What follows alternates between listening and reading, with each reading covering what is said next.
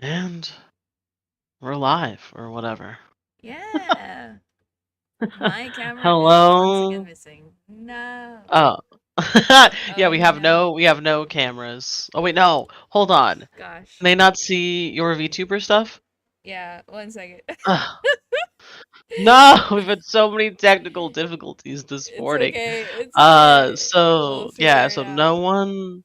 no one has cameras today Yeah, because for I some didn't have a reason. camera, and then that jinxed in to have no camera. And I need to mute this stream. Is it going? Like, can It is. people It is definitely. Yeah, yeah, yeah. It's definitely going. I know because I just did it blasting at me from my speakers. uh, yeah. So we are definitely here Okay, so for sure. I take it that volume is fine. I think so. Yes. Hello Candy can everybody. tell us if that is not true. Maybe. Um. Just VTuber randomly. We'll just be on top of each other. It's fine. 1 second. Hello. There I am. Anyway, yeah, so we've had technical difficulties. We both neither of us have cameras, and also we've just had been having some issues trying to get these VTubers to work. Yep, yep, Um, yep. But I mean, it's going now. So there's that. that is true. Uh-huh. That is true. It is that. Oh, look, it moved to its correct spot. Yeah. It's gonna take a little bit, you know. Yeah, no, Okay. obviously, good. Um, yeah. So anyway, today we're talking lineages. Yes, we are. We are. So many lineages. This is a continuance of our very first stream in June, where folks were like, "Oh my gosh, lineages are so cool. Can you tell us more about this?" And then we went half an hour over what we were supposed to be doing. So we decided maybe we should just continue with the lineages. Um, yeah. So I don't know who all is in here right now, but if anyone has any requests for learning about various lineages, shout them out. If you have questions as we go, please feel free to ask. Happy to talk about them. So I think we're going to talk about lineages and then where they are located in Motley Coast, which is where it's part of one region called Wemrel. Um, and it's the place we have most fleshed out, and the place that's also been a part of all of our beta tests, or our alpha test and our beta test, and the place where people will be playing for beta 1.5, which will be starting here in just a few. We'll be sending out material here in just a few days. Um, As a bit of a reminder, we are getting very, very close to our launch date. It oh, we is are. October 15. So, if anybody is watching who has not gone over to the Backerkit yet, there is our handy dandy QR code right there in the middle of the screen. If you also like check the description, the link is right there if you don't like scanning for QRs. Um, yeah. Also, all of our socials are down there in the description. We appreciate all of the support, all of the follows, and all of the pre-saves because it really will help us get this game going. You know? Yeah. Yeah, absolutely. So please go check it out. And keep an eye out for beta 1.5 material and announcements, because that will be coming um, with some updated information that we took from our beta tests, and and a very cool newly laid out calibration, which is like our session 0 or the first session that you play. It walks you through how to do that for our game. So Chris is laying that out on our other streams. You can catch her every Tuesday now Yeah, doing that. yeah. So you can even get sneak peeks about what's in there and what it's going to look like at the end if you want to. Um, Also, we have almost 1,000 subscribers here on Publishing Goblin, mostly because of Seven's tarot work, but that's rad. So please subscribe to the YouTube channel too. Maybe we can hit that 1,000 and do something interesting. Um, yeah, anyway, lineages. Yeah, let me switch us over to ta-da! If you see anything behind me, no you didn't. Um so Uh, lineages. This is like this is the list of lineages that we are going to have available for everyone in like the character booklets, right? And this is also kind of like a very brief, I guess, like overview of the lineages that you can play. But there's more beyond this, right? Um, that yeah. we did also go through before, and I do have them here. But all of the art, by the way, is by our incredible artist Shan. We also have them linked in the description below, so if you would like to follow them on their socials, please feel free to do so. I'm sure they'd appreciate it. And yeah, so uh, this is basically the same presentation we used last time. I guess we're just gonna go a little deeper. So here's the first one. Oh, well, like, so the question is, yeah, which ones do we want to go deeper on? Do we just want to go alphabetically? Yeah, I mean we can choose. There's like lots here for us to go through. Do you want to go for like what small is? Yeah, we could start with small for sure. Yeah. I do also just want to say for anyone who doesn't know, lineages in our game are so basically the idea of Confluence, right, is that you have all of these different eras coming together. Every era is chock full with people and places and um, animals and stuff, and that means a lot of different types of lineages are coming from literally every era because every era is 50,000 years or thereabouts. So that means that essentially we could have unending lineages. And so the way that we decided to deal with that in the actual mechanics is that you don't get any mechanical benefit for various lineages. You get to decide what part of your body, if any, you want to highlight as a part of your play. Your body can matter as much as you want it to, or as little as you want it to. And then in terms of like cultural space, like who are these people, how do they function, we are trying to move towards a, well, where do you come from, because that's going to dictate much of your culture and your habits and like what you wear and how you present.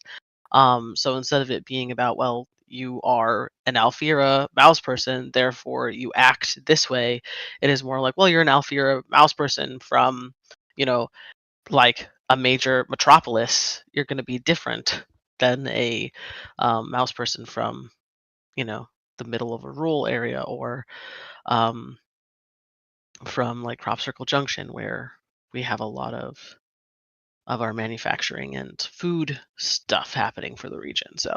Um, so yeah. Anyway, I just wanted to throw that out there. We do actually have some facets that detail things about one's body, but they're not tied to a specific lineage, so to speak. So like anybody can have access to something that like so the best example I think is like jelly blooded, right? So like goblins for example in this world have like bodies that are like they have symbiotes, right? They have fungal sort of symbiotes, like spores grow on them like mushrooms and whatnot. um and that is true for most goblins, but You could also be something else entirely and Hmm. also be jelly blooded. We also have like a facet about physicality that also like talks about um how you use your body and like how not necessarily how athletic you are, but like the way that you use your physical faculties, I guess. But yeah. Yeah, I mean, and you can also be so like let's say we'll stick with goblins for a sec. So if we take goblins and we say, all right, so all goblins technically have jelly blood. Some of them are not necessarily going to have a symbiote if you don't want one. You don't need one, and but we do have a facet called jelly blooded, which it gives you jelly blood, the physical trait, but also gives you the symbiote, and then how to care for it, what that looks like, what it does for you. And so, as a goblin, you could take Jelly Blood as a facet, and that can be a really core way that you play the game. Like these are the tools that you are using to move through your story. That the fact that you are taking care of your symbiote and your symbiote is taking care of you is a part of what you want to highlight in this game that you're playing right now. But you could also have a symbiote and not have the facet for it. Um, and so it's just not like you could have an attribute that you use for it or something else, or nothing at all, and you get to decide kind of like what that actually means for your character. I will say for goblins too, like technically the symbiote that you have does signal what did we go with clan? I think we went with clan, that you technically come from, because the way that goblins are born, is by being like It's environment based, right? it's environment based. So they cough up an egg, and then they are placed in a space with that symbiote, right? And so the baby goblin develops with the symbiote itself, and and so there are families that have the same symbiote, or various cultural places that have the same symbiotes that can signal where you're from or what family you're a part of. But again, that you can highlight that as much or as little as you want to in your game. Yeah. Like a goblin player that has like a particular fungus that's endemic to a certain area could tell other people that like, hey, you're probably from Rigonby, aren't you? But Hmm. um like yeah, it can be a passing thing for you or not. So about goblins though, like where exactly are they found in Ajurea? They're kind of everywhere, aren't they? Yeah, I think let's see, goblins and Alfira for sure are two of our most kind of like ubiquitous lineages. They can be found pretty much en masse, anywhere. Goblins, I think that came from just us loving goblins. I mean, the company we work for is called Publishing Goblin, and we are all just little goblins. So I think that's some of that. Um, and then Alfira were technically around from the last era. Um, so they are also everywhere. Um, I mean, all of our lineages are kind of everywhere, but Alfira and goblins have the most concentration in the most places, if that makes sense. What are like goblins in particular, right? Do they have um do they have like a tendency to in like the Motley Coast, is there like a particular like fungus that really comes out the most, or is it kind of varied, or is it more of a color thing because the Motley Coast is very colorful, like The Motley Coast yeah. is very colorful. Gosh, where are goblins found the most? I don't know. So we decided not to do like in our little we have in the atlas itself we have these little wiki spaces where we tell you kind of what this place is about, so you can get kind of fast information about a location as you go there. um And we decided not to go with like, and this is how many X lineage are here. So I actually don't know where they are most concentrated. Um, I'm realizing right now we probably don't have much in the atlas actually for lineage specific stuff, I mean, and we there's a little might bit. There's a little want to bit think about that. in Sujatas, right? It's mostly a Sujatas thing. And then in the wiki, there's like little bits in there of like the early entry of the wiki where it says what lineages are mostly found in this area. But like yeah, goblins can mostly be found everywhere, really. Hmm. um do you is there like a particular quirk about goblins that you want to bring up?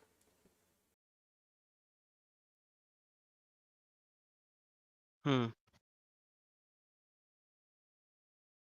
They eat Uh, everything, right? I forget. oh yeah, yeah. I remember there was like a am I thinking of the right lineage? I'm, I know there was like something about a particular lineage that can eat anything or like yeah, that's the poisons. goblins. Yeah. I'm gonna go ahead and pull up our Sujatas guide and the atlas, which I should have had up already and didn't. So that's my bad, folks. No worries. Yeah, I remember we put it in there that goblins, because of the symbiote, because of their jelly bloodedness, can actually process things that otherwise would not be ingestible by most Yeah, people, right? And yep. then it kind of like their symbiote processes it into something else or something useful for their body, right? So no, so they do take it into their like they do eat through their mouth, and then what they eat is what helps their symbiote grow. Um, we don't get into it much in the I don't think we get into it a ton in the books and stuff. But there are lots of ways that they can, in fact, care for their symbiote. Every symbiote requires different things. So goblins can eat anything. They will throw up anything they can't digest. So if there's something that like um, that for whatever reason they can't actually take it into their body, they will just barf it up later. But otherwise, they take in um, they take in everything and they break it down into the essentially the smallest parts, right? So like if they eat a rock, it'll be broken down into minerals, which will feed their symbiote or like help their body function in whatever way. But different symbiotes might want or need different types of care. So like we have a lot of different types of fungus in Ajurea writ large, and that might look like topical things that they need to do, or it might look like eating particular foods that help their symbiote grow in whatever I different way. But didn't yeah, know goblins can eat anything. I didn't know they could eat even like rocks. Yeah, they can eat anything. Cool. Um, the only if for whatever reason we had something so synthetic that it could not be broken down, that would be when they would have to throw it up for some reason. Oh, But so like constructs cannot cannot be eaten. potentially, yeah. Yeah, but like if it's a stone statue or something, then they could still eat that because it's stone. Um, we also don't have. I don't think we have plastic. Do we have plastic? I don't think we have it here in the Motley Coast. I think it exists elsewhere in a mystery place. And some of the other places we've started. So cards on the table, we have started the other two regions that are in Wemrel that sit next to Motley Coast on land, and we also have started the four other regions in one of the other continents that's just across the sea from Wemrel, a place called Ricklum. And what a place! What Yeah. a place that is. What a If place. and if this Backerkit goes really well, and we're able to continue on working on stuff, you will get into the darker side of Ajurea for sure, where we explore the faithings and the vagaries of extreme fascist capitalism and the rebellions that happen in response. Definitely nothing to do with the current political climate anywhere in the world at all. Do not read too much into that, obviously. Uh, no. Goblins. I am. Yeah. So we mentioned Alfira Yes, we did. earlier. And One we one did cool talk about thing, Alfir a lot last time, but I'm happy to yeah, talk yeah. about them again. One cool thing that I think we didn't talk about too much last time is the era that they came from, which is for me what really captured me about the Alfira. Sure. Like the whole era of like Labyrinthia and stuff like that. I find it super cool. And the fact that they created smoke, the anomalous Yeah. ability of smoke, out of like living in Labyrinthia. Am I right? Right? Yep. Yep. Yep. I find it super interesting, like the concept of like smoke as an anomalous ability because it's like a crafting type of magic, so to speak. You create illusions, you create like smoke screens, you kind of like you make like fireworks out of it. And then there's like also like supposedly like therapeutic applications of it. It feels like a lot of possibilities, and I find it interesting how the Elfira would have come up with that as a means of adapting to the very confusing structures, I suppose, of Labyrinthia. Oh yeah, this is something that like a number of like playtesters did kind of like have varied like ideas about. But how Mhm. tall actually are Alfira? Do we not have height in Sujatha's guide? Nah, because like Okay, we I've Okay, seen people. Sujatha's guide has a table. The average height and weight of an Alfira is 3 feet 6 inches and 100 pounds. Okay, there we go. Okay, because I've seen people create like teeny tiny Alfira, like palm of your hand kind of Alfira. But I've Again, that's also average, right? no, So like palm of your hand Alfira is not. That's smaller than 3 feet. I mean, I would go so far as to say that like if you are making a mouse that talks, that is different probably than all an Alfira. However, there are very wide differences in various species of things, and also for Alfira in particular, the average height and weight is 3 feet 6 inches, but they do also have. Do we get into this? Hold on. You know what? We do not talk about this in the book, so I am not going to say anything about it here because I don't know if that's still true.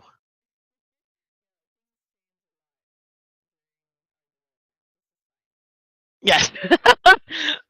Sorry for teasing something and then just not not doing anything. But yeah, I mean, I don't know. I would say that crazier things have happened um in Ajuria, and I'm absolutely here for players being like, yeah, you know what? Sometime in the 50,000 years that was Labyrinthia.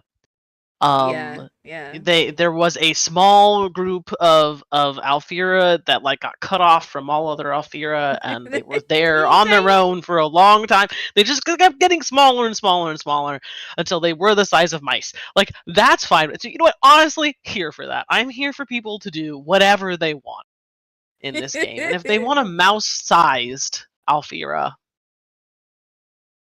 cool. You know? Rad, rad. Cool. So, yeah, Alfira. Are there is there like a lineage you want to jump to? Well, we wanted to do small. Oh yes, yes, So yes. might as well just do Here we some go. fallen gods stuff. Let's talk about Yeah, fallen so gods. fallen gods. Probably one of our weirdest lineages, not gonna lie. Um Fallen gods, history of fallen gods is that they are that many, many eons ago, gods reigned on Ajurea, um in Confluence. And then eventually they fall. And in this falling, they are still divine, but they have less power. The power is much more limited. And now, like, where when they were full gods, it didn't have any like it could just go forever. They had an unlimited pool of power. They are now limited to a very particular power. So like when they like actually use their power, they're using up their life force to do so. Um, I was big. I'm a big lover of Fallen Gods. Small, who you see on the screen, was my very first playtest character while I was designing. But I think my very first character I ever made in Confluence at all was also a Fallen God because I just love them so much.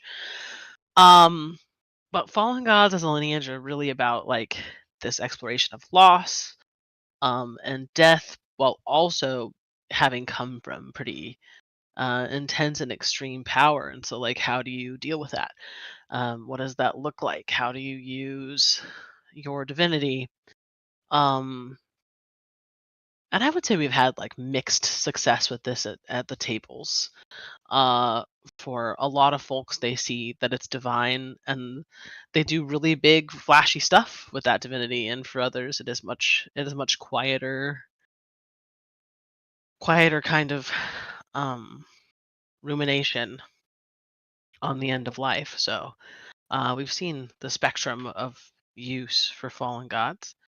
Um, but because they are divine and their power, although it is um, limited to like an archetype of one kind or another, they still do get to like essentially choose their own bodies. Those bodies generally have something to do with their power. So Small is the god of good sleep, and um so like is very fluffy, very pillow like, very charming, but also kind of like a I have gotten the response that they are a little bit of a nightmare, which also makes sense just in terms of sleep and dreams and like the queerness of that, the uncanniness of of dreaming.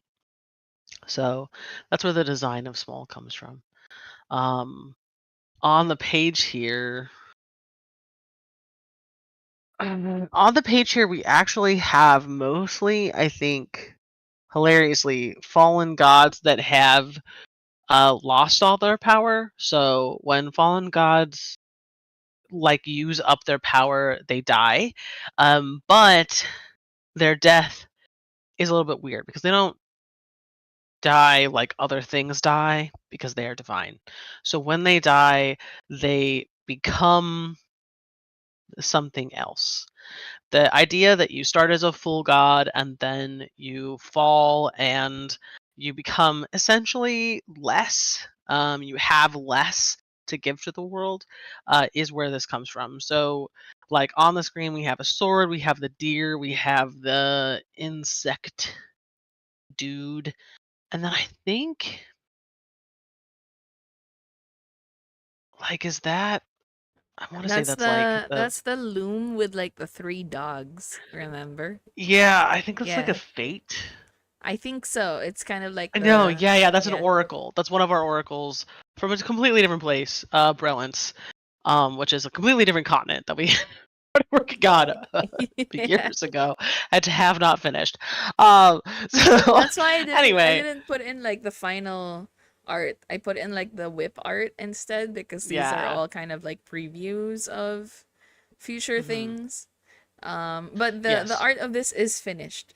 It's yeah, It's just somewhere. I mean, I know where it is, but like, I was like, oh, it might be nice to show work in progress instead of like finished things, especially to kind of like bring home the idea that you really can make your own design of your fallen god no matter what Hmm. it is, and it can be anything. I know one of the players for our latest playtest, their fallen god was like, those little suit sprites in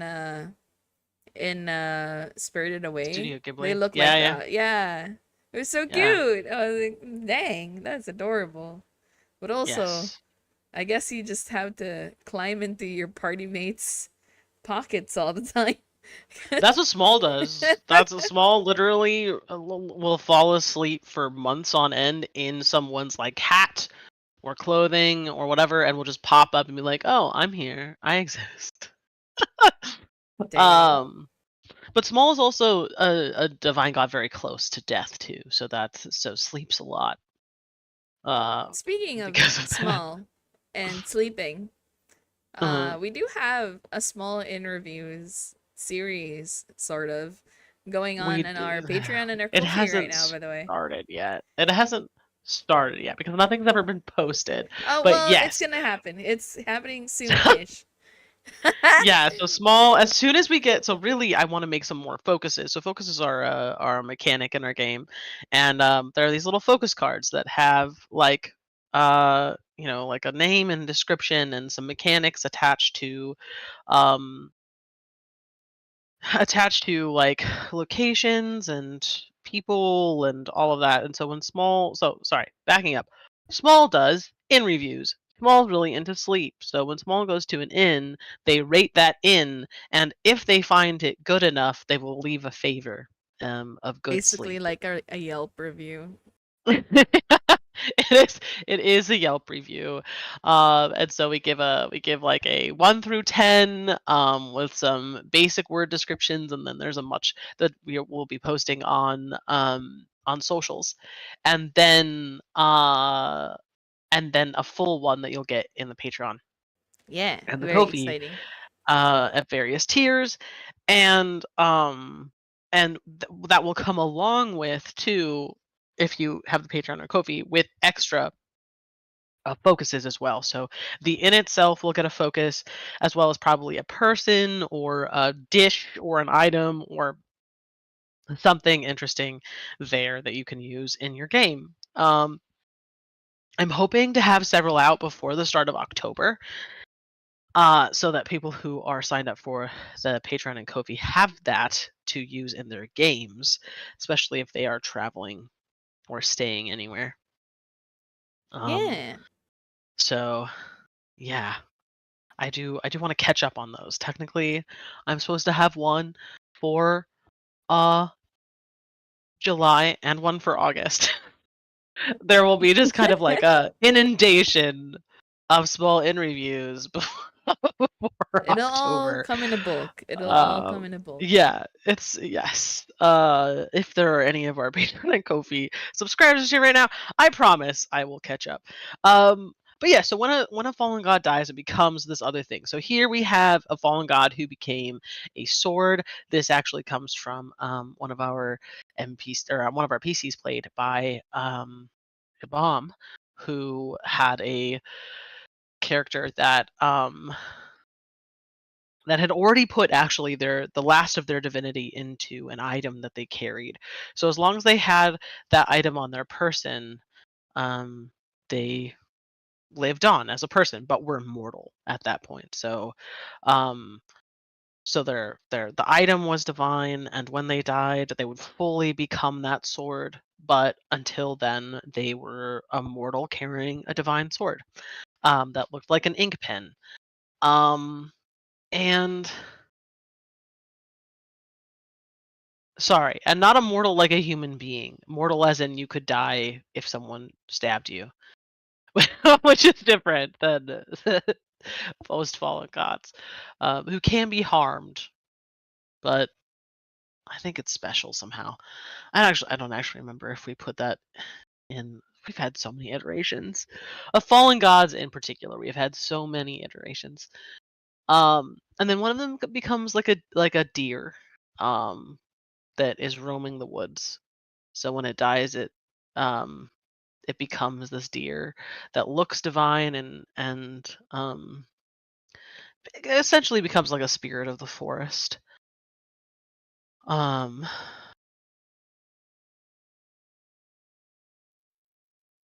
yeah. So anyway, that's divinity. I don't know if I did a good job explaining it, but I think you did. uh, I'm that's gonna fallen like gods. I'm gonna like post in a few more discords that we're live. But while we're here, could you talk a little bit more about? I think this is one lineage that we didn't talk about a lot. But could you talk a little bit about Jurnang? Jurnang are interesting to me because they are tied in particular to one of the more popular, I guess, like entities Oh, in the game, which is sky sky whales. whales. But like you did, I do remember that like apparently all of the sky whales from the era that they're from no longer exists in the era that they were from because Yeah, so Jurnong are fun. yeah. So because they actually come from a completely different world. So they are not even an era. They are from a completely different world, still within um the larger universe that is the universe that Seven has created.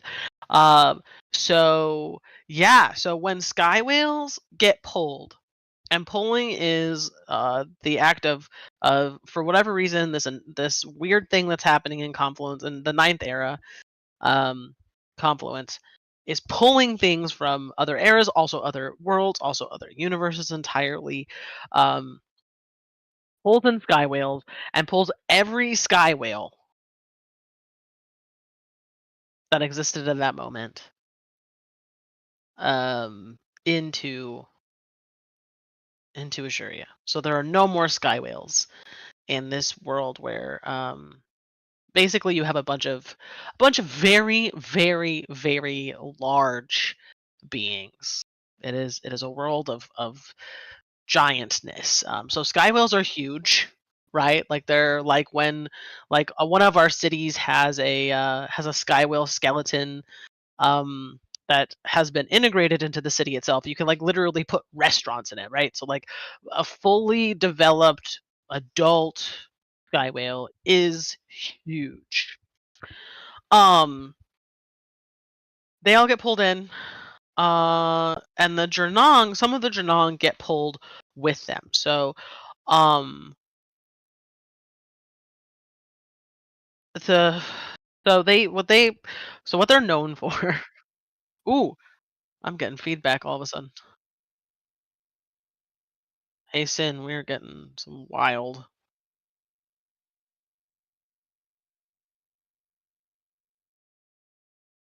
Oh, that was so weird. Um, that's cool. It's fine. All of a sudden, I could hear myself for like a line or two. Um, but it is all good. All right. Yeah. So Jurnong. So Jurnong are like 6'6", and they're beefy, beefy boys. These are rabbit rabbit shark kind of people. They have I think three or four arms, um, rabbit ears, rabbit faces, and a fish or shark tail. They're also from the world of sky whales. Some of them get pulled with the sky whales, and in their home world, they were hunters of these very large animals. Um, so they would go on hunts and kill them and whatnot. And here in Ajuria, they have become the protectors of the sky whales. So the Jurnong are one of our only lineages that um, has really, for the most part, this isn't entirely true. We do have individuals that leave the community and go off and do their own things. Jurnong can be found anywhere, but in much, much smaller numbers than pretty much any other lineage we have. The Jurnong mostly stay in their own community. They care for the sky whales and they also subsist off the sky whales themselves. Um, So they are still hunters, but will like sky whales are magical creatures, and that kind of thing. So we do have like poachers that will try and like catch a sky whale, and the Jurnong attempt to stop that. The Jurnong are also a part of like there's a lot of religions in particularly the Motley Coast that are very reverent of sky whales in particular, or sky whales are a part of their religion or spiritual practice in one way or another. The Jurnong actively engage with those communities too, um, as kind of liaisons between the sky whales and these groups. So yeah, so they are protectors, they are hunters, they are beefy boys, uh, and they're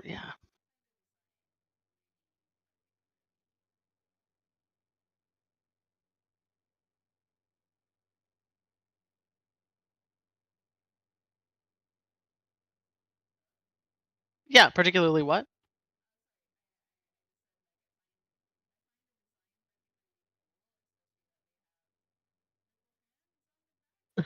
Yeah, little hands. They're tiny little hands. So it is four arms. So it's two hands on the back, two arms in the front. Um, these weird rabbit shark people. They are, I think one of our. So a lot of your lineages have come in and really intermingled with everyone else, and the Jurnong are one of our cultures that really has kept themselves sequestered. Not that their practices have not changed over time, not that not that their culture is exactly the same as when they got here, or hasn't, you know, like we don't want to do the faux pas of indigenous lifeways have always been this way, because that's ridiculous.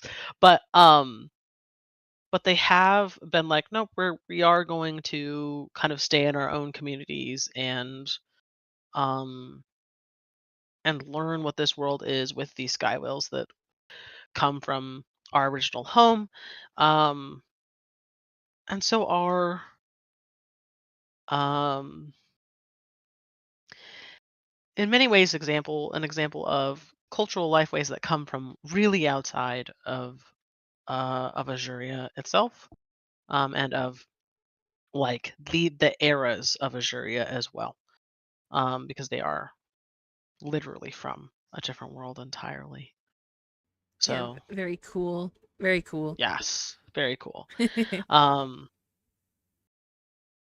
and I'm really excited actually to one day be able to like really expand on some of the sky whale stuff, because I don't think we get to do like we do a lot of what are sky whales from the ground, right? Like we do a lot of like, all right, so in these different places sky whales pass over, and this is how these people, excuse me, this is how the people on the ground are like, celebrating as they pass over, what they mean in these cultures. But we don't get a lot of like, what are the sky whales from the sky? Like what are the Jurnong in their own communities? What are the sky whales like as they are moving in this migrational pattern? Because sky whales travel, I think, almost like across Azuria one way or the other, in a year, in a yearly pattern. So that's Yeah. how Ajuria marks a year, is when the sky whales have passed overhead, because it has been a year since the last time they had done that. So um, very consistent migrational patterns. Um, but it would be really cool to be able to do like a little chat book that's just Yeah, that would Jurnong and be sky that whales would be only. super cool. I um because Jernang have kind of like that also, what do you call it? Um kind of like that aquatic almost Mhm. community to them, right? Yeah. Uh they really remind me largely of um an ethnic group here in my country as well that is also like they live basically on the water. And a lot Very of their cool. practices are really surrounding the water and like fishing in particular. Hmm. And yeah, I don't know. There's a lot of it that I don't think I should go into, not for anything else other than the fact that I don't know, I don't know a huge lot about it, and it's not because I don't deign to study about it. It's there's not a lot of studies about um the ethnic groups that are, I would say, smaller in comparison to other ethnic groups in my country. It's really difficult to study a lot of the indigenous peoples in my country because of, one, the sheer number of them, and two, just like how far and recluse they are Yeah. from the rest. So like I'm always like really fascinated to read about what's there, but like I feel like the by the time it gets on the books, right? What we get on the books is like kind of how should I say, might be outdated, you know? Sure. Oh no, it Yeah. absolutely is. To just as an anthropologist who so uh, anthropology, our whole thing is like go into other communities and study them and then write about them. I can tell you without a doubt that unless you've got like a journalistic, hey, I went to this place last week and here's my write up. If we're talking about like a tech, like an ethnographic text, like an academic, especially academic ethnographic text, it is minimum 5 years, if not a decade old by the time it gets published. yeah, for sure. So yeah, if we're if we're talking about academic texts in particular, they will be outdated by the time you read them. Um, There was I do. there is a uh how do you call it? There's this library in the city that recently opened, kind of like a new I guess like a new way of operating, where you can now book like several hours in like a particular part of their of like a particular section of the library that is heavily concentrated on studies about basically local culture across several different like ethnic groups and across the many islands in the Hmm. Philippines. And it's very interesting because that kind of collection is like really hard to get by. And so like honestly, I'm just like, I need to find a day. But like these libraries, they close so early. They close so early. I need to be there really, really early in the morning to like, make the most of it. And I don't wake up that early. I think I want to make like a weekend out of it, just to kind of learn more about that Oh stuff. yeah, And it absolutely. also helps like learning more about that stuff. And like this is something that I guess like we also can touch on in just a tiny bit, and like in learning more about real world cultures and real world people and practices and customs, it does make it a lot easier to write about um these fantasy lineages. It Oh, gives us a lot absolutely. of perspective and a lot of like I wouldn't say, I don't know how to word it, but like there's like a generally like a lot more understanding in how to write different types of people and different types of Oh, practices and different types of cultures. yeah, I mean, I Yeah. think that like let's take Motley Coast for instance. Like I think that it is very hard to imagine or write or detail different economic systems than you are used to if you haven't read about a lot of different economic systems. Um, so like, I am the person behind Motley Coast being a barter and trade and favor system. And it was fascinating to sit with a team and talk about what that actually means or what that entails or how a system like that would work. Because a lot of people just generally could not imagine what it would mean to have a system that does not have money, that doesn't have Right, right. a this thing equals, like, if I want to give you, if I need this thing from you and I need to give you something in return, how do we know that what I'm giving you is equal to the thing that you're giving me, without having a standard understanding of like a cash system. um, Yeah, yeah. But it's not and about there are equality, lots of isn't it? places in the world, even big metropolises, that did not have money. So, like, we know it's possible, and it's about imagining. I think for me, it's like learning about other cultures and being able then to, like, over time too, not just like the ones that exist today, but also ones that have existed throughout time, allows us to mix and match and be able to imagine something different than where we are now, which I think is, like, for me, a huge reason why I play TTRPGs, because it allows me to imagine something else that I could then potentially use in my For actual sure. life.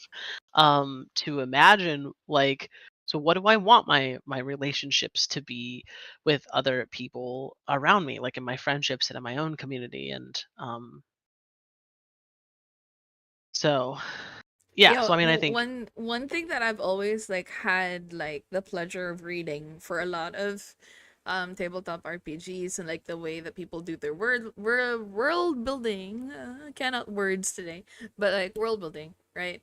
I'm Mhm, always fascinated with how people write community, mhm, how people write different societies, mhm, because it's going to be different in each book, right? mhm. Even if you label them like, I don't know, the same, the way that they work will always be a little different. Like in Yep. your like in your example about barter, right? Pre-colonial Philippines is also a barter system, Mhm. and we still see touches of that um every day like over here, but it's not like a Yeah. full blown like barter system. What it is instead, like I feel like the modern, I'm not making any claims, right? But like Sure. with what I've read of what the barter system was, which is really it's not about equality, it's not about like how do you call it, it's not about whether item X is equal to item Y or something. Yeah. I think what from what I understand of the barter system in this country before, what it really was it was more favors. It was more like Yeah. I do this thing for you. If I want that thing that you have in your house, I will do this for you in exchange.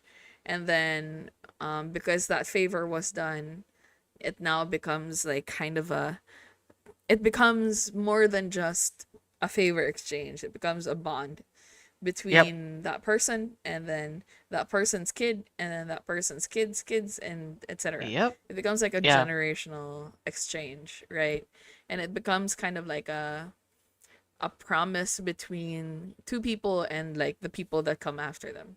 That's really very much like what it is over here, and it's very community built, isn't it? Because it's like you are Mhm. helping each other, Yeah. you're helping your neighbor by getting this thing, and then they're helping you by compensating you in a way that suits you best. It's not just like item to item. And Right. And exactly. Yeah. yeah, and that thing, that kind of practice still exists Yep. today, in that like we do have something. The rough part is that um at base the concept of utang na loob is very much that, in that you feel like you have the obligation to give back to the person that did something for you, Hmm. the sad part is that this sort of system kind of has become like a source of trauma for a lot of like the Oh, newer absolutely. generation. Yeah, because then it becomes a now you absolutely have to do it for this person, whether you want to do it or Yes. not, right? So now Right. it's like Like, a weird value system and whatnot. well, yeah, it's not to say that like because it's not capitalism, it's not gonna have its problem. Yeah, yeah, You yeah, for know, sure, like, for sure, for right? sure. Like I think that like that's um it can be very community enhancing, like of every form, basically every form of monetary or exchange um economy. It can be good or it can be bad. Often it is both things, and really dependent on context. But I like to think about systems that are like, all right, so what if it's not? This is kind of bouncing off what you were saying before. What if it's not like about like is this item equal to this item, but what does this item mean to me, and what does that item mean to you, and is that of the same value? Or is that item worth this favor, even if like the item is quote cheap to make, right? If it means something different, then the favor required to get it is something different, and that does create bonds. And then those bonds can break down and become obligation, and that is also an issue. Um, and those are the kind of dramas that I like to play around with too. Yeah, yeah. And like it also Um, matters, right? Like it's mhm. um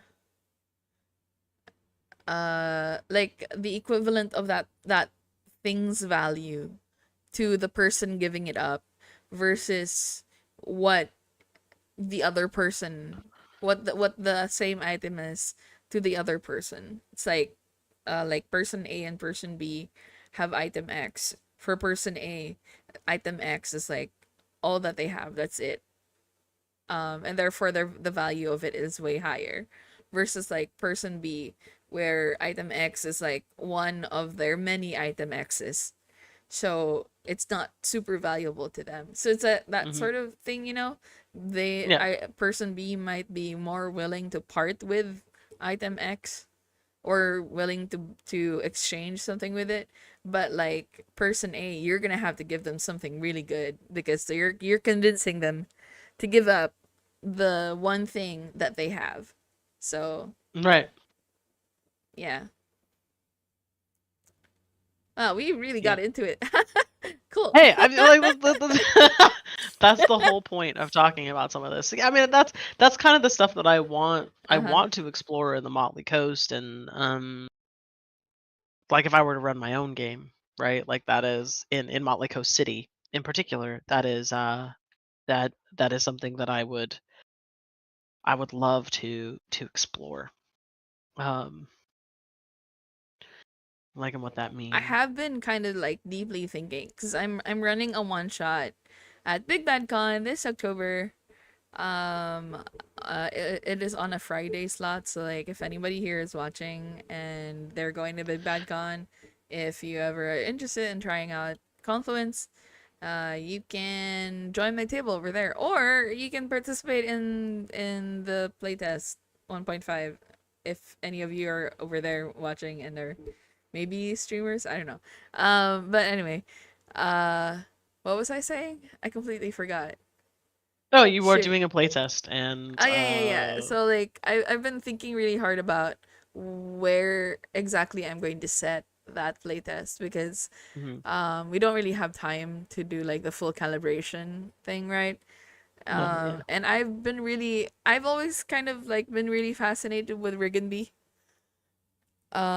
I think because the fact that it's kind of like a river community really speaks to me as somebody who like kind of comes from the countryside and Mhm. um like grew up like swimming in rivers as a kid. Yeah. I kind of really love the idea, and also like it's a swampy, boggy type of place. I kind of love that. I've been really thinking about uh what kind of life people live over there because they are it is a community that is actually uh quite connected to the Wen, right? Well, we don't have Wen here. We don't have Wen Oh, here, we don't have no. Wen here.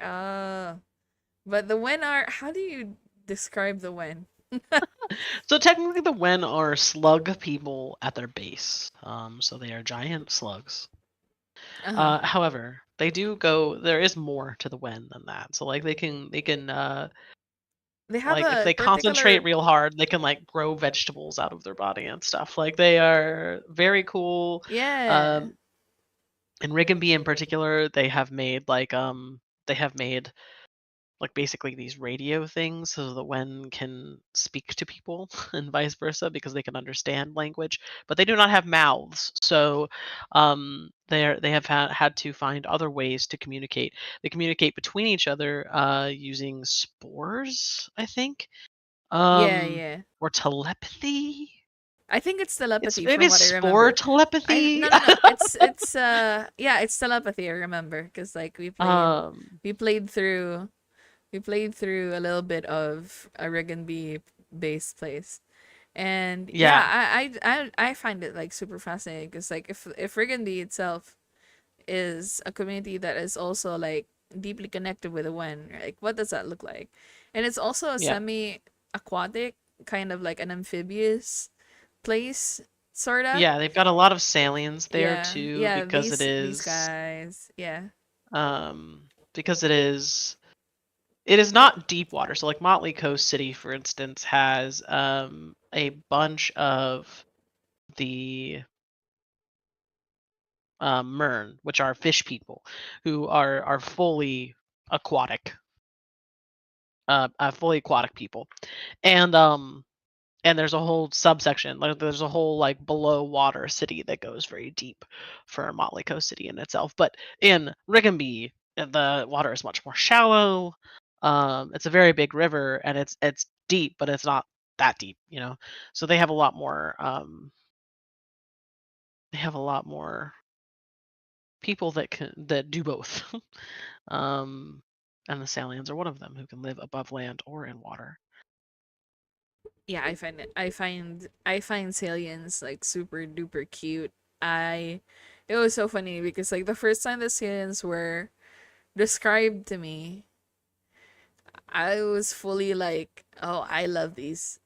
I want it. I have this is so funny of me, but like so a lot of my friends have thalassophobia.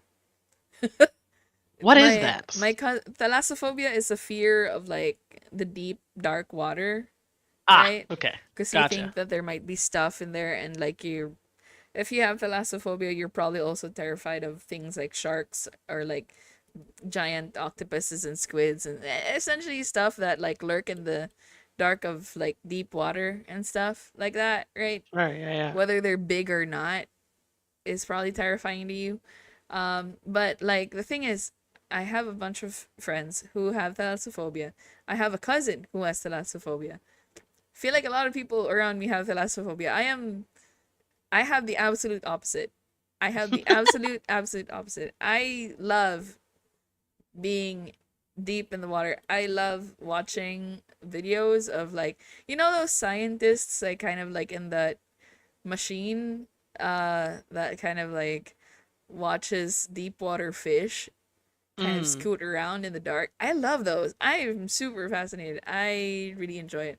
And also um some people will make like videos like nightmare fuel stuff where it's like, oh, look at this super deep cavern under the water where divers go to die, and I'm like, I have like the call of the void, but for like for underwater, I think. I don't know what it is, sure, but I absolutely. really love it. And like my favorite colors are actually what the colors are of the Cillian over here: the blues, the teals, the dark greens. Mm, That's my favorite color, and my suspicion is because I really like the way that water looks, kind of like when it's that color. mm, And usually when it's that color, you know that you're deep. that is true. Yeah, Yeah. I don't know. It's yeah. I what the first time that I heard about Saiyans, I was like, I want to play one. for sure. And like I want to be like the Salian who's kind of like a hermit who lives in like a deep, deep hovel underwater Oh, I love and that. is like all grumpy that they have to hang out with like all these all their like party mates who are probably not amphibious. I think my favorite thing about Salians is that they are also like lizards and in Yeah. particular like geckos, and that they can lose limbs and grow them back. Oh, did you see that cute short of like uh that like gecko family who was like what was that? The mommy gecko is like dad, can you come look over here to like her husband, right? And they have like their kids in the bathroom playing with scissors and like one of Mm. the kids like uh limbs got cut off. Jesus Christ. And the dad's like, it's fine, it'll grow back. And then the mom's like, we're taking pictures Oh tomorrow, my god. like tomorrow. Yes, that And is how I then feel about Salian and families. then That is the that. and then the Yes. dad is like, oh, don't worry about it. And then like walks in and like snips the other hand off. See, now it matches. Like, holy shit. Oh my god. I love it. Jesus. I love it. Give it to me. I love this fantasy. All right. Well, we are a little bit over time at this point. We are, yeah. Here we go So again. uh I figure maybe so we've gone deeper into some of these lineages. I feel like we always run off into like discussions of economy, but that's okay. It's important. uh But how about I feel like we've gone into a lot of lineages and stuff. Maybe next time we should start talking about like facets and whatnot. yeah, Facets and or well, you know like we what? could pick We'll like a pull we'll particular pull the location. uh we'll pull the Patreon and Ko-fi subscribers and be like, Yeah, yeah, "Hey, yeah, yeah. We'll ask. We'll ask. uh do you want us to like deep dive, just do a whole stream on one lineage, or do you want us to go into some facets, or Do you want us to like talk what do about a you location? yeah, like do you want us to talk more about Krona or something, We or do whatever?" have Yeah, so we do have like a bunch of other locations in the Atlas other than Multi Coast City, but I would say that like some of the other ones don't have as much detail. But you and I, we can go into it, right? Because oh yeah, yeah, absolutely. uh yeah, we will also be, well, like the region itself will be getting updated and changed um between now and when we actually release. So there's also, like the things that y'all are interested in are what we are interested in. So if there's like a location that you're like, I would love more about X, um, get us to talk about it, and then maybe we could expand it or do something different with that area uh in the final. Who knows? So yeah, anyway, to go over stuff, we have the Backerkit campaign starting on October 15th. You're going to see a lot more about that yes, in the next month and a half, to like highlight that and also get you to see some of the play of Confluence. We are doing beta 1.5, which is coming for two reasons. One, we really wanted to have a playtest that highlighted some streamers, so we are pushing for people to stream their playtests and also bringing in some streamers as well to play Confluence. Um, yeah, we've started and talking to some people, and we're really excited. we are really excited. And then also this on the second one, we had so much amazing feedback from beta 1 point oh. But we had a lot of scheduling issues, and a bunch of the people that wanted to play didn't get to play in beta 1. So we were like, well, uh we don't really get to do the full overhaul of the system that we want to do until after our Backerkit campaign, because that is really what we're focused on getting off the ground, making sure that we can, actually pay our people to finish this project. Um, and so we won't be integrating a lot of the new changes we want to do until later. So might as well just get more feedback, get some of those people that wanted to play that couldn't play, and also open it up even wider to more people to engage Confluence and tell us what they think. Yeah. Um, but that is beta 1.5. We'll have some streamers, we'll have some other folks.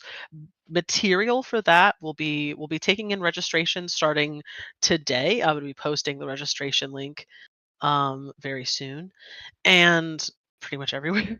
And then you'll get materials early September, and then gaming, like the actual play, will start in October. One of the things that we really got out of beta 1.0 was people wish they had more time with the material before the playtest was supposed to start. So we are getting that out 3 weeks early, so people have time to peruse the material that we have for them. Um, and all that stuff. So yeah, look out for beta 1.5 if you want to play Confluence.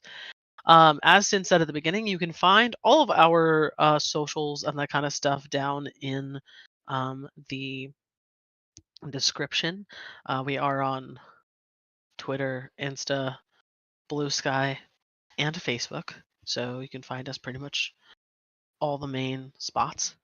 And we also have a Discord, which is now a community Discord instead of just a playtest Discord. So if you'd like to come join us over there, I believe we have a link in our description for that as well. We'd love to have you.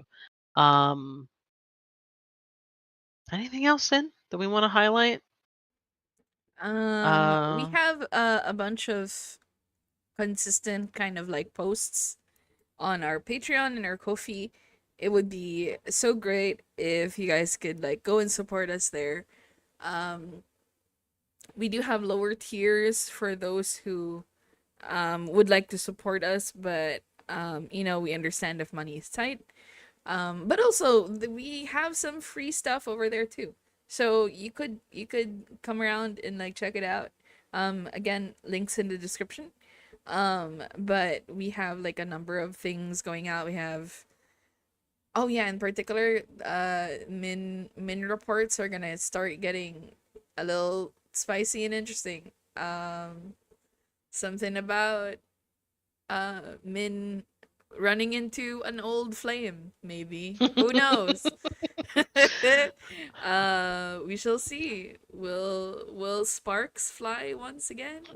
Or is Min going to be heartbroken? Who knows? Who knows?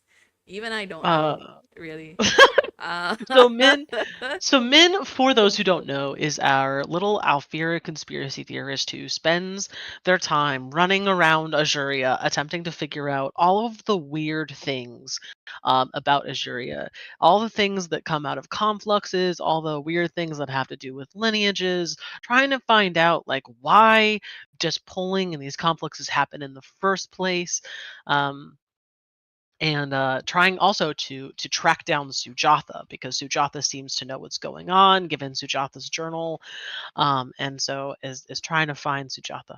And so the story of Min is going over all of the conspiracy theories that Min has, attempting to explain the world, but also their personal exploration of their life. So we also have this little Min romance, and running into this old flame, and as Sin said, well, we're gonna learn all about it. Sin is the writer for that, and so if you want to follow that, please get on our Patreon and our Ko-fi.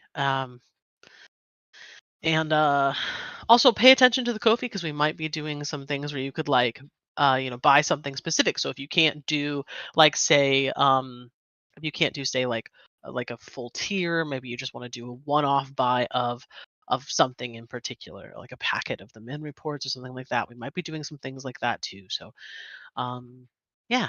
Anyway, that's it for today. yeah, thank you so We'll much. be thank you so Thank you much. for joining us.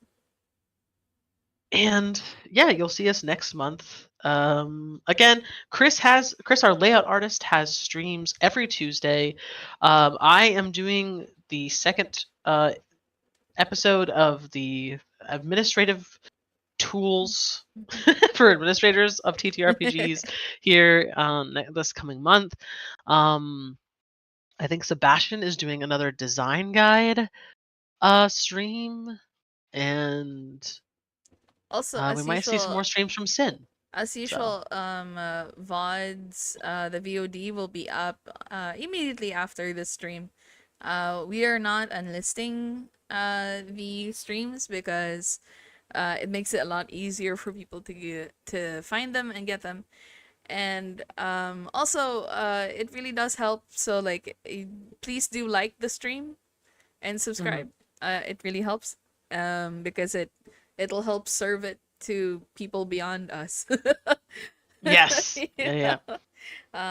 So yeah, if you wish to support us in any way that you want, that is like one big way to support us.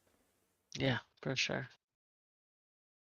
All right, well, have a good day, night, or morning, or whenever you are listening to this, and we will see you next time. Bye. Bye bye.